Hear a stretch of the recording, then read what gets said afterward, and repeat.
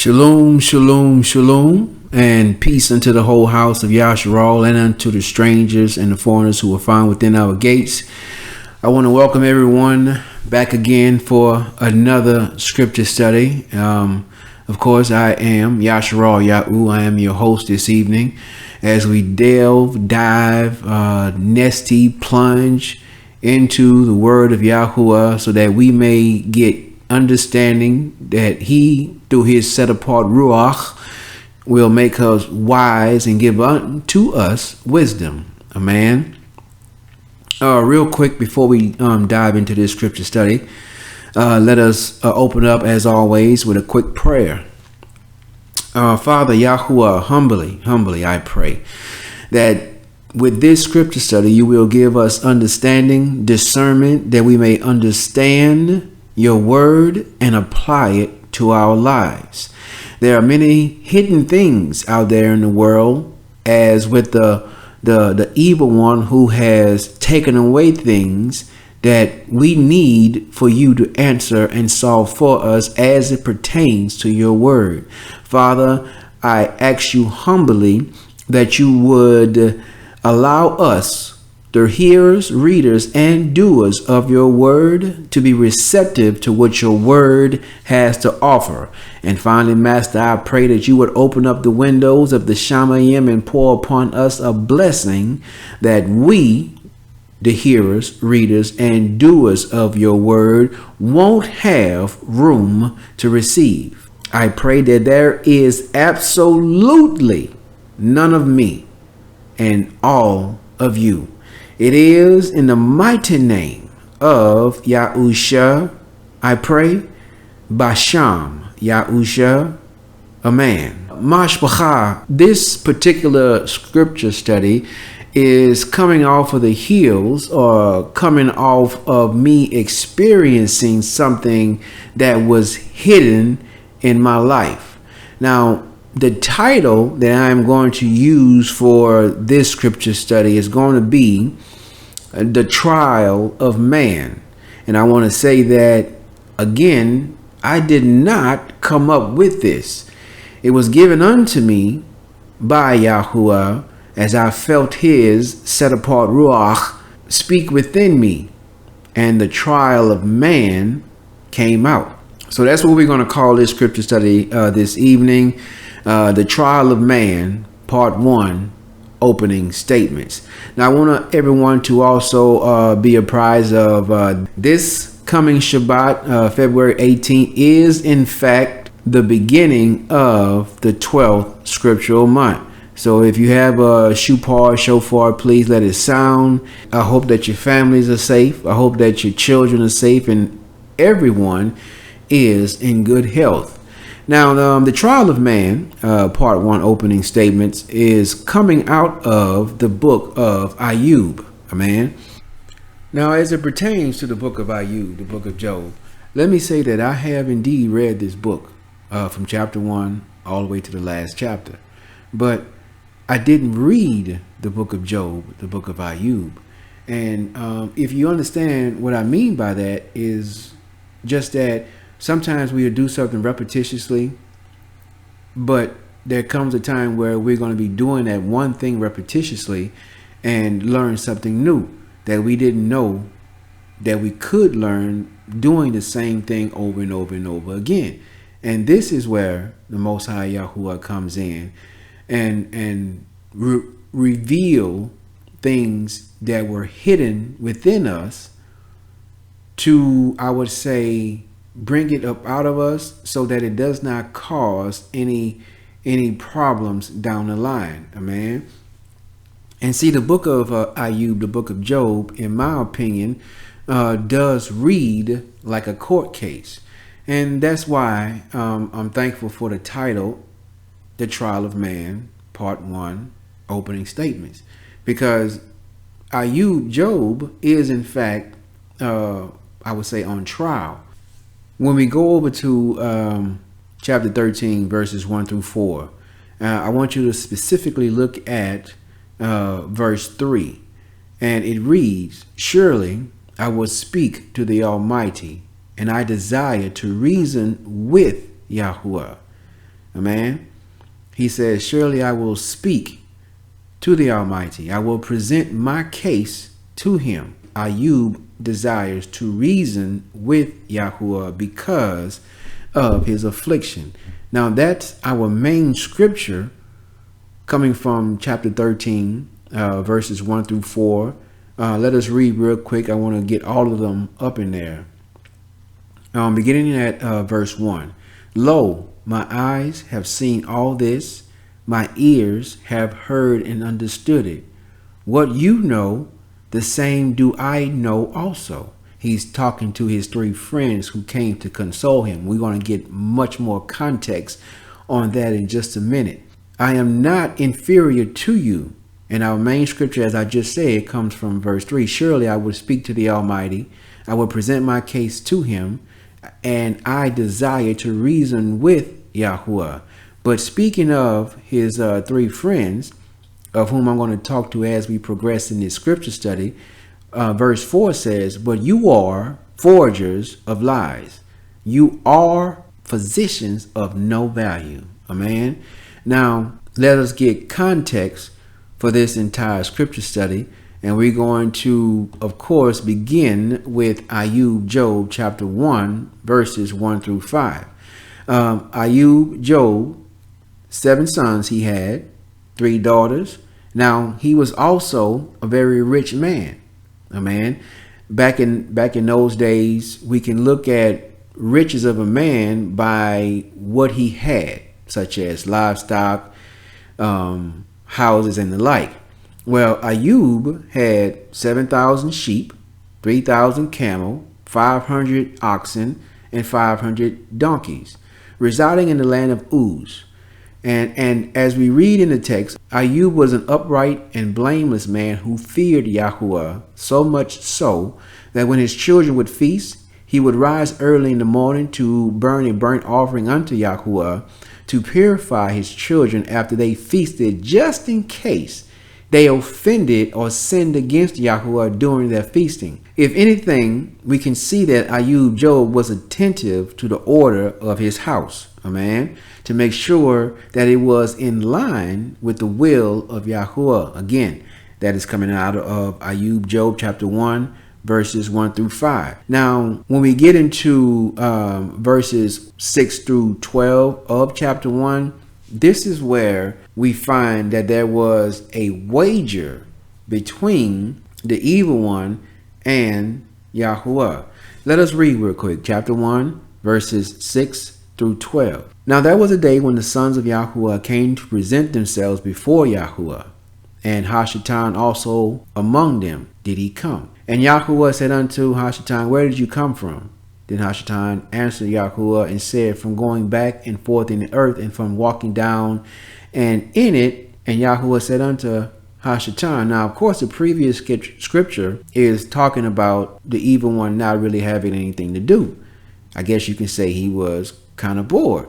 So as we look at verse 8, and Yahuwah said unto Hashatan, he said unto the evil one, have you considered my servant Ayub, Job, that there is none like him in the earth, and perfect and upright man, one that fears Yahuwah and shuns evil? And then Hashatan answered Yahuwah and said, does Ayub, Job, fear Yahuwah for naught? Have not you made a hedge of protection about him and about his house and about all that he has on every side?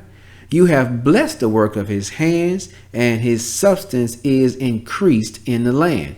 Remember I said, Ayub Job was indeed a rich man. Verse 11, but put forth your hand now and touch all that he has, and he will curse you to your face. And Yahuwah said unto Hashatan, unto the evil one, behold, all that he has is in your power. Only upon himself put not your hand.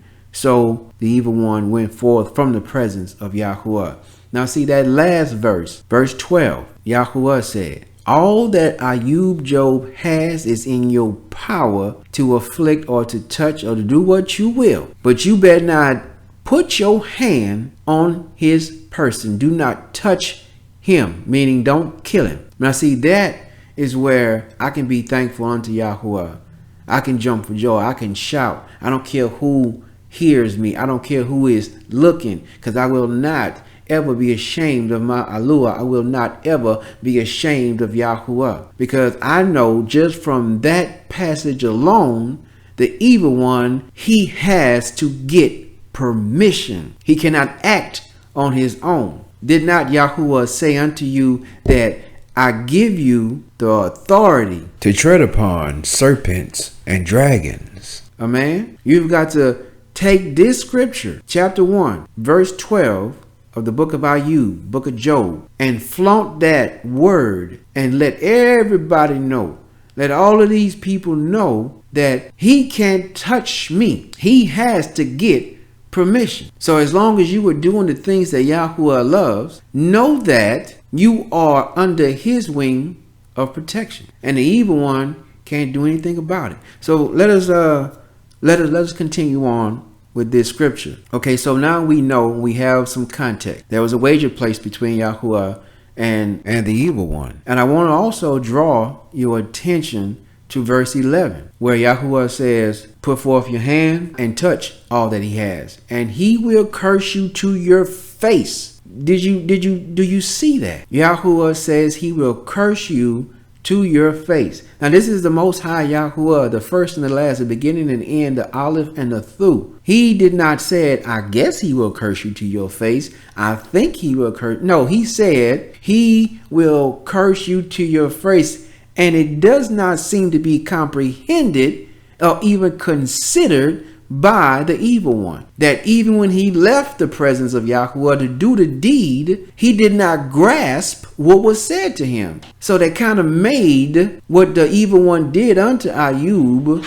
kind of crazy, right? Now, I'm not saying anything other than what scripture is saying, that even the evil one has some spots on his brain, because he didn't heed the word of Yahuwah. Yahuwah said he gonna curse you to your face. I guess the evil one didn't understand that. These verses not only speak of the wager between Yahuwah and the evil one, but it also speaks to the esteem and wisdom of Yahuwah, that he knows his servants. For he said he will curse you to your face. The Most High, like I said, he doesn't guess, nor does he say maybe. He outright tells the evil one what's going to happen. So basically, the evil one went on a mission impossible, and that we should learn from Ayub and have his type of trust in Yahuwah, or have that type of trust in Yahuwah, even when we don't know what's going on. Amen. So as the evil one went out to do the deed, or at least to do his part of the wager between him and Yahuwah, Ayub, coming out of Ayub, Job, chapter 1, verses 13 through 19, he receives 4 reports in one day. And all of these reports are of the most grievous nature. We're going to be reading, if you have your book of scriptures open, if you have the word of Yahuwah open, please turn to Ayub, Job, chapter 1, verses 13 through 19. And it reads, and there was a day when his sons and daughters were eating and drinking wine in their elder brother's house. And there came a messenger unto Ayub, Job, and said, the oxen were plowing, and the asses feeding beside them. And the Sabines fell upon them and took them away.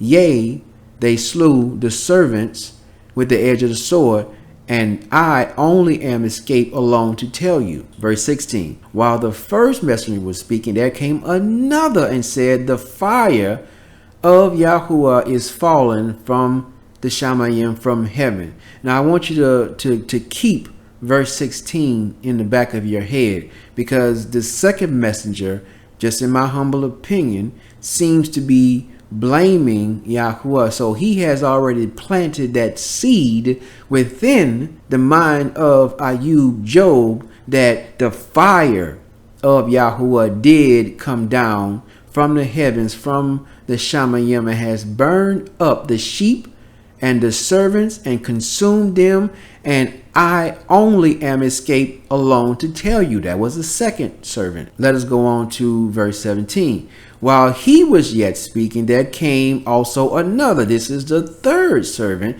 and said, the Chaldeans made out 3 bands and fell upon the camels and have carried them away. Yea, and slew the servants by the edge of the sword, and I only am escaped alone to tell you. Here comes the fourth servant in verse 18. While the third was still speaking, comes the fourth, and he says, there came another, verse 18, and said, your sons and daughters were eating and drinking wine in their elder brother's house. Verse 19, and behold, there came a great wind from the wilderness and smote the four corners of the house, and it fell upon the young men, and they are dead, and I only am escaped to tell you. Amen. That is 4 reports of the most grievous nature that fell upon Brother Ayub, Brother Job. How many of us can take such a report, can take such news in one day and still stand strong? Amen. Again,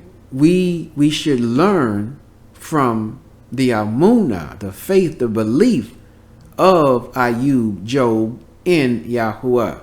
Now again, I want you to remember verse 16. Verse 16 is where the second servant came in, and just reading the text only, it seemed like he planted a seed inside of Ayub's head, that it was the fire of Yahuwah that came down from the Shamayim and burnt up the sheep and the servants and consumed them, right? So I just want you to keep that in the back of your head for later on in the scripture study, because I'm going to show you how the book of Job isn't just about his affliction, but it is also about which is hidden within ourselves that we perhaps did not know was there.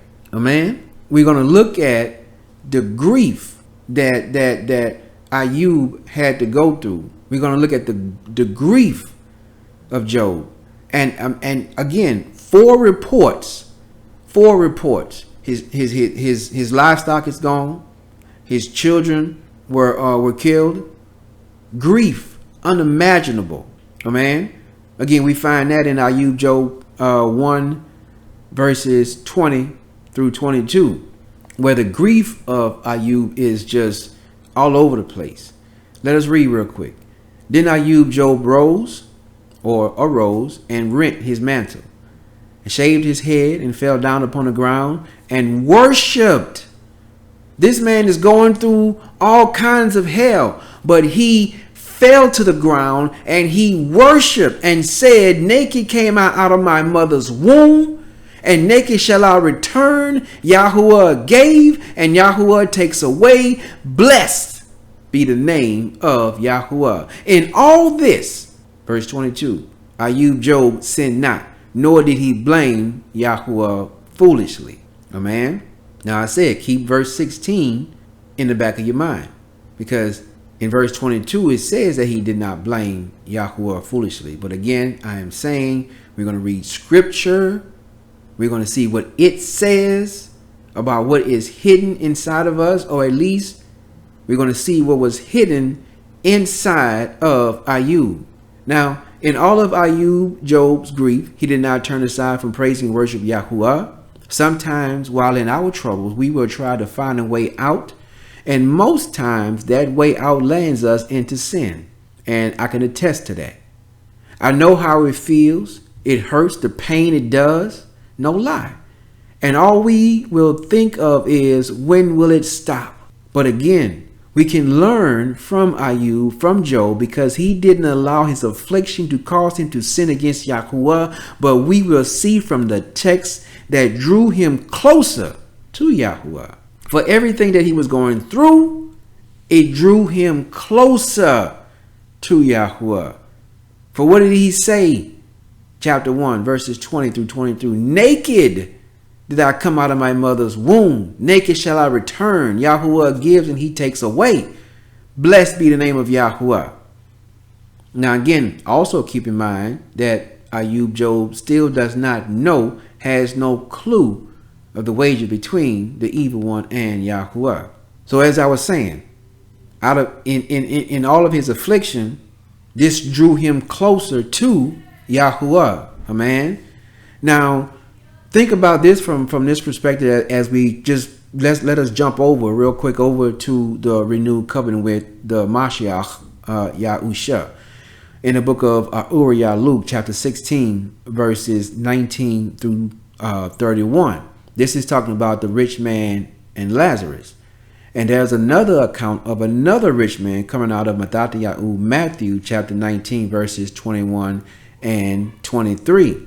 See, Ayub did not allow his possessions that he had to cause him to sin against Yahuwah, amen.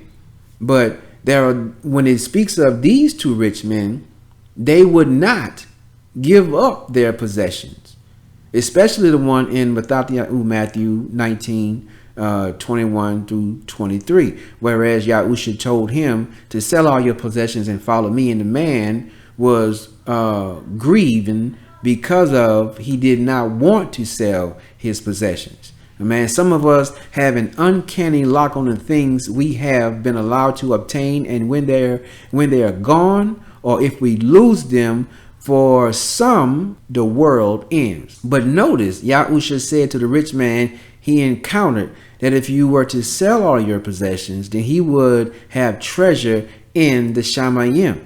But according to the text, he didn't want the treasure of the Shamayim of heaven because he was already attached to what he had already.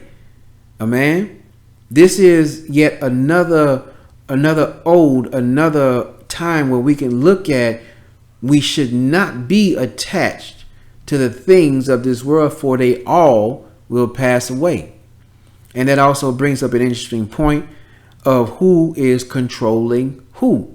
Ayub did not allow his possessions, did not allow the things that enriching him to control him. For after losing everything that was dear and valuable to him, he dropped to the ground and began to worship Yahuwah. Whereas most people, their world ends, as I just said, when they lose everything because they know not the love of Yahuwah. And it wasn't that they love Yahuwah or even love the truth, but they love the things that made them look good. Amen. So you got to understand, or at least consider, the fact or the idea of who is controlling who. Are we controlling the things Yahuwah allow us to get, or are those possessions controlling us? Kind of like a keeping up with the Joneses or keeping up with the Kardashians type of trend or whatnot.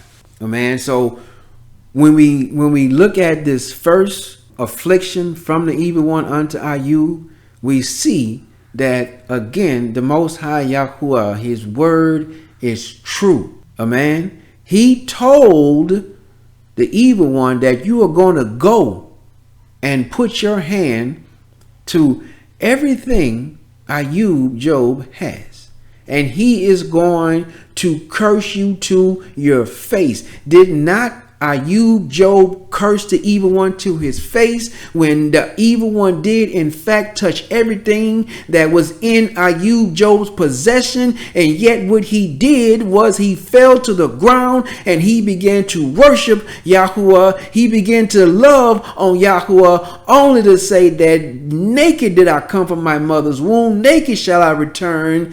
Yahuwah gives and he takes away. Blessed be the name of Yahuwah. If that's not Ayub, Job cursing the evil one to his face, mashbachah, I don't know what is.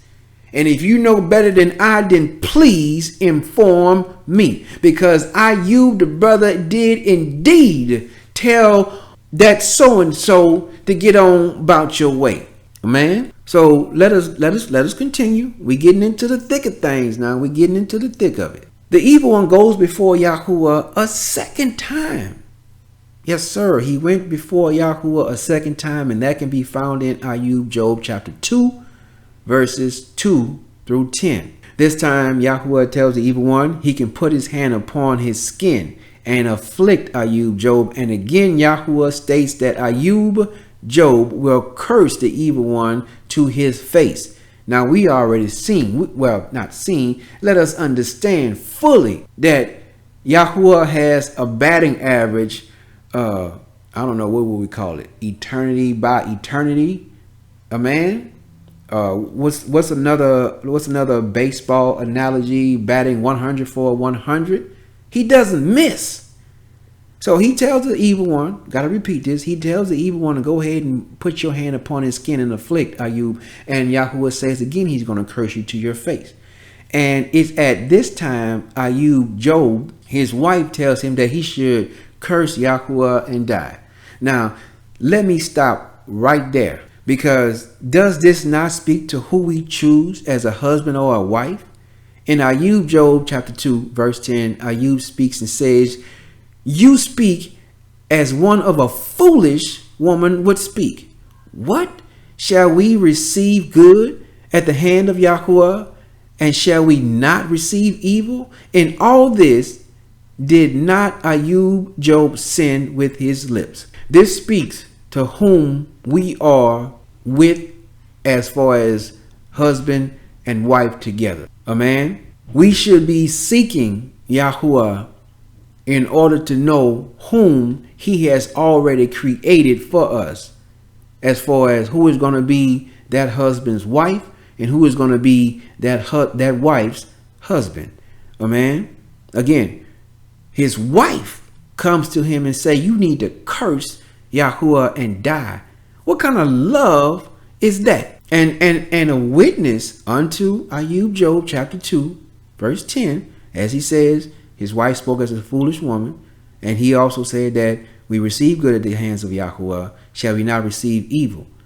Amen. A witness is Isaiah chapter 45, verse 7, where Yahuwah says, I form the light and create darkness. I make peace and create evil. I, Yahuwah, do all these things. He doesn't hide the fact of what he do. Amen. And let us also look at Deuteronomy chapter 32, verse 39. See now that I, even I, am he, and there is no God with me. I kill and I make alive. I wound and I heal. Neither is there any that can deliver out of my hand. And when we look deeply at what Ayub, Job says to his wife, it brings up the question, and shouldn't our husband or wife build us up rather than tear us down? There are many people now who are going or who are in relationships and they aren't happy because they are unequally yoked with that person. I'm going to say that again. There are many of us who are in these relationships, amen, and we are having so much trouble. We're having so many problems because we are unequally yoked. And did not say at the beginning of this scripture study, leading up to this point, that Yahuwah will indeed reveal the things that are hidden that we did not know was there. Again, Ayub, Job being married to his wife for countless amounts of years, doing something repetitiously as matrimony. Yahuwah in a single moment revealed unto Ayub that this woman ain't right. How many times have you received a sign from the Most High Yahuwah that that woman or that man ain't right? And need I ask, how many times have you ignored him? Amen. So Yahuwah formed the light. He creates darkness. He makes peace and creates evil. Shall we not receive good and evil? Is not Yahuwah a lover of a just balance? Again, this is all still coming on the heels that Ayub, Job knows nothing about the two wagers that are between Yahuwah and the evil one. Amen. So we seen where Ayub, Job 2 and 10, his wife speaks foolishly. She doesn't lift him up. She doesn't build him up. She doesn't comfort him in any kind of way. But yet she tears him down and says that he should die. I don't need that kind of woman in my life. And I know that a woman who loves Yahuwah doesn't need a husband like that in her life. This is why we should always seek Yahuwah, that he would order our paths, command our feet, that we can do all that he speak. Amen. I'm going to also quote Shaul, Paul. I know there's a few people who may not like my assertion or how I ascertained the writings of Paul, whereas I said Paul have told some truth and he has also lied. But we're not going to get back into all of that. 2 Corinthians chapter 6 verse 14. These again are the words of Shaul Paul, where he says, "Be not yoked together with unbelievers." And does the light have any communion with the darkness? No, it does not. So when you are in these relationships and you find it where you are not getting peace, it could be pointing to something Yahuwah is trying to show you. Amen. He could be indeed trying to show you that y'all are unequally yoked. As it says also in Deuteronomy, chapter 22, verse 10. Do not yoke an ox and an ass together. Amen. It isn't a just balance. You got the ox, which is uber strong, and you got, let's be honest, the donkey, the ass, can be stubborn as all get out. He ain't trying to do no work. I'm just saying. Sometimes when we go through our affliction, the people who we hold dear to our heart will just get up and leave. I believe we've all experienced being walked out on by those we love. But again, I can say we can learn from Ayub, from Job, because as everything is falling apart around him, his amunah, his faith, his belief, his love, his focus is still on Yahuwah. When his wife told him that you should curse Yahuwah and die, he basically said, "Get you behind me, woman. You can say whatever you want to say about me, but you ain't gonna fix your mouth to speak about my Alua." Amen. Mashpachah, that is what you call faith. Unwavering faith. And when you think about it, if we can use the scriptures I just quoted, that is yet again. Matter of fact, let Ayub, Job 2 and 10. When Hashatan put his hands upon Ayub, he caused all kind of festering balls and skin irritations to come upon the man that vexed him greatly, even in his pain and affliction. Yet again I say, he did not turn aside from the love of Yahuwah. What have I said? What have the scriptures said? You let nothing, absolutely nothing, separate you from the love of Yahuwah. Again, Yahuwah will show you things that are hidden that we did not know was there. In this case with Ayub, Job chapter 2, verse 10, he did indeed curse the evil one to his face yet again, because he was hoping, the evil one was, that with the love of his wife, that might turn the tide. But again I say, the devil is a liar. For Yahuwah had said and spoken that he's going to curse you to your face a second time. But we ain't finished, because now we're getting into unfriendly company. And I say that because when we are in our affliction, when we are going through something, we got those quote unquote friends who come along to fake comfort us. Now, Ayub, Job has 3 friends. They all sit in silence with him for 7 days, 7 nights. As he speaks on the 7th day, Ayub, Job compares everything that happened to his life or happened to him and wishing that he had never been born. We see here that sometimes the weight of our affliction can affect how we think. I know I have been affected in such a way that and I am still thankful unto Yahuwah for my affliction, because again, this is close to me, because Yahuwah did indeed reveal unto me things that were inside of my being, inside of my ruach, my soul, my spirit, that I did not know were there. And had it not been for him afflicting me, I would have gotten into more trouble down the line. So Job says that he was wishing that he was never been born. Again, we see that sometimes when we're going through something, it can affect how we think. But again, I say, let nothing separate you from the love of Yahuwah. Of their conversation, the 3 friends, Eliphaz, Bildad, and Zupar, but you know them as Eliphaz, Bildad, and Zophar. They all condemned Ayub without cause. They believed that Ayub committed some great sin, which is the reason why his children died, why all of his livestock were taken. But we also learn, in a fit of anger, Ayub says in chapter 13, this is the basis of why I say the book of Ayub reads like a court case. This is where I read earlier, but This is where chapter 13, Ayub, he basically gets down with him. My eyes have seen what you seen, player. My ears have heard what you heard. I know what you know. I'm not inferior to you. So why are you telling me something? Why are you saying what you saying when you don't even know the whole god doggone story? Oh, you must have done something wrong. That seems like people who are self-righteous. Yeah, you did something wrong. I don't know what it is, but you did something wrong. Man, if you don't get up out of my face. At this point in Ayub Job's affliction, just when he think his friends will comfort him with words of encouragement, it is the exact opposite. And not knowing the full story, they speak without wisdom only to worsen the situation. That they are basically unhelpful.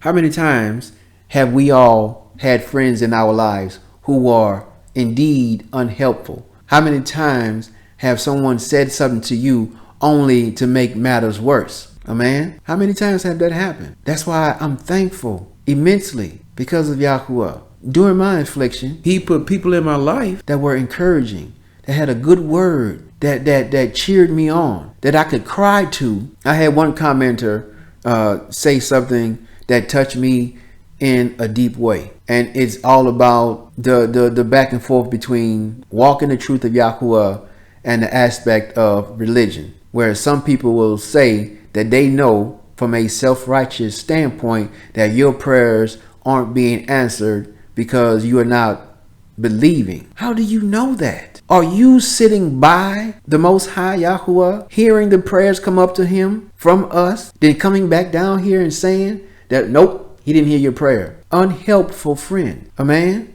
We can all do without him. We all have had friends who paint themselves as helpers, but only make matters worse. And then there are those friends who seek to go beyond that by telling everyone else what they don't know. Meaning, they're going to tell your business. They don't know half of the story, probably don't even know 3/4 of it, let alone 1/4 of it, yet they gonna go tell it. Gossiping.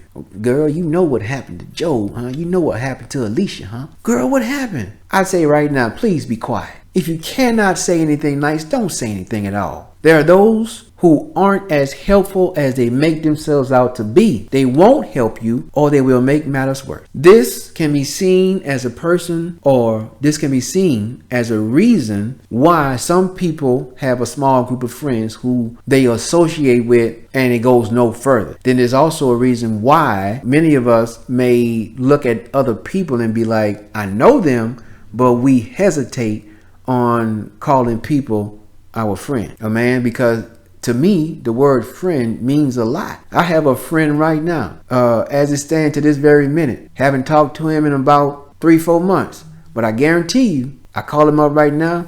I go by his house. It's going to be like we ain't missed no time. It's going to be hugs. It's going to be handshakes. What's going on with you? How you been? How you feeling? All good things. I'm thankful for that friend.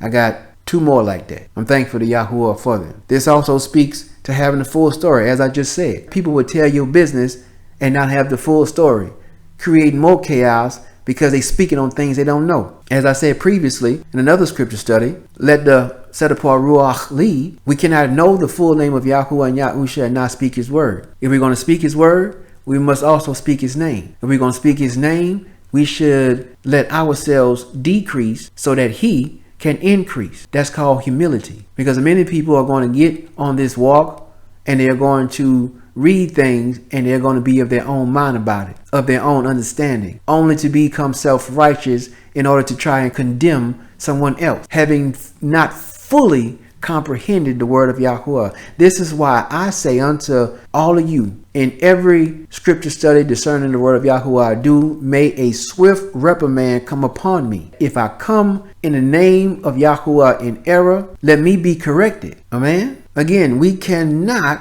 come half-assed. Gotta come 100%. So in this conversation between Ayub, Job, and his so-called friends, Ayub sees them as if they're trying to speak for Yahuwah in verses 7-9 of chapter 13.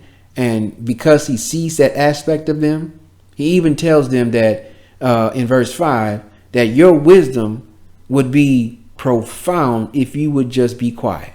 That is your wisdom. Just be quiet. Don't say anything. Sometimes people just talk because they love the sound of their own voice.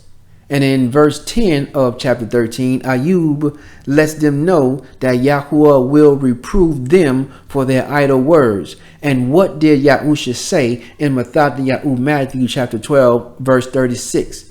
But I say unto you that every idle word that men shall speak, they shall give account thereof in the day of judgment.